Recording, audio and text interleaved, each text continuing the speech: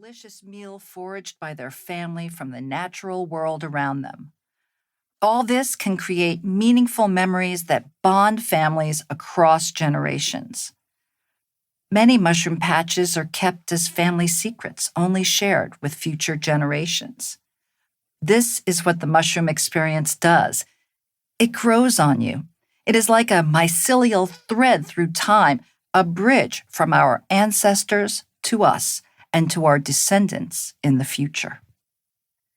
It is the multiplicity of benefits, I think, that makes mushrooms so attractive to those who learn their uses. One theme that pervades indigenous cultures, it is the substances that are utilitarian, that help humans survive, that are threaded into the cultural fabric. Though much of our ancestral knowledge about mushrooms has been lost to history, a lot of knowledge is being scientifically validated as we begin to study fungi in clinical contexts. Penicillin, made from penicillium, began the era of antibiotics and has saved millions of lives.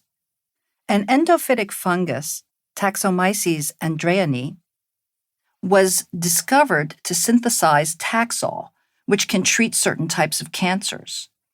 I personally discovered that extracts from Fomitopsis officinalis protect against the family of viruses that includes smallpox. Fungi often have antimicrobial properties.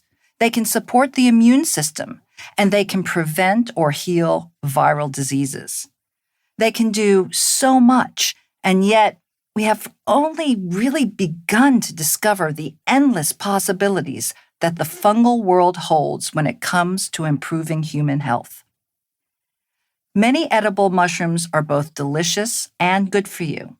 However, most mushrooms, though they're not poisonous, do not taste good. What is deemed inedible by one culture is sometimes a delicacy in another. The poisonous Amanita muscaria is called fly agaric.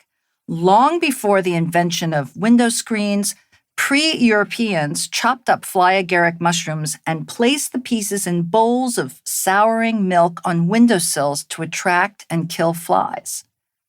Not a good mushroom to consume?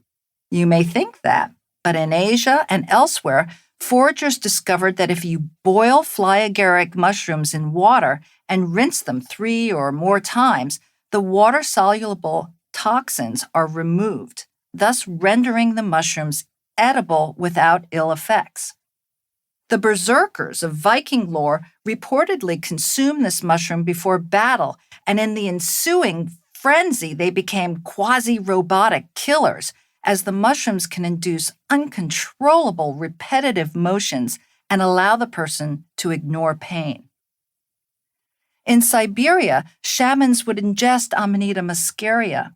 They eventually discovered that reindeer would consume their pee by eating the yellow snow.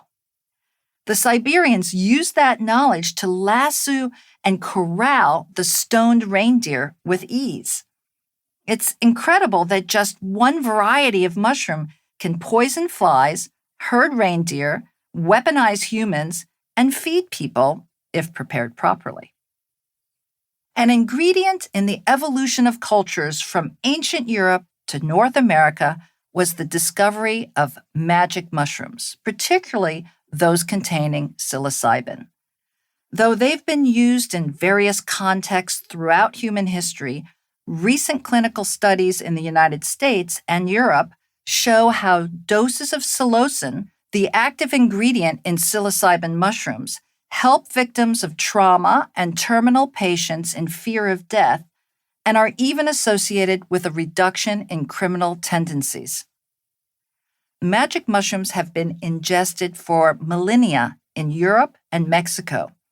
Preserving psilocybin mushrooms in honey is a practice in Mexico to this day. Before the Bavarian Beer Purity Act law, Reinheitsgebot, in 1516, mushrooms had been used to spike beer. These hallucinogenic brews were part of local nature worship practices. Some archaeobotanists